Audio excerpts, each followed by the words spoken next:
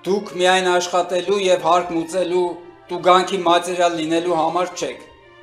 Ես հրավիրում եմ ձեզ, որ դուք գաք և առաջադրվեք, դառնաք փոփոխության իրական մասնակից երկրի կառավարման գործում։ Փափուկ աթոռներին նստածը ինչ գիտի ձեր հոգսը։ Եկեք առաջ բերեք ձեր հոգսը և ձեր խնդիրը ինքներդ լուծեք։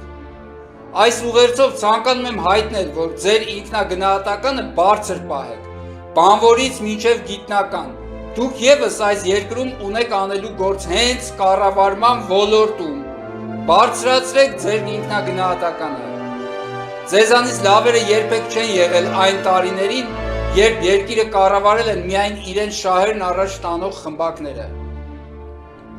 Հասարակությունը պետք է տեսնի և պահանջի իրականություն, այլ ոչ թե շինված սցենարներ, որոնք միայն խանգարում են զարգացմանը։ Վատն այն է, որ մեր քաղաքացիները միշտ սովոր են եղել, որ պատգամավորի թեկնածուները գալիս են միայն թայֆաբազներով կամ օլիգարխի խմբակներով, իսկ հասարակ քաղաքացուն մնում է միայն ընտրողի դերակատարություն ունենալ։ Երբևէ մեր քաղաքացիները չեն ստացել առաջարկ,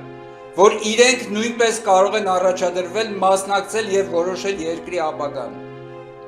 Հրավիրում ենք ժողովրդին, որպեսզի առաջադրվեք պատգամավոր, ժողովրդի ձայնը լսելի է կուսակցության համամասնական ցուցակով։ Այո, ճիշտ եք կարդում։ Մենք ձեզ ենք հրավիրում, որպեսզի գաք առաջադրվեք, մասնակցեք, որոշեք և լինեք փոփոխության իրական մաս։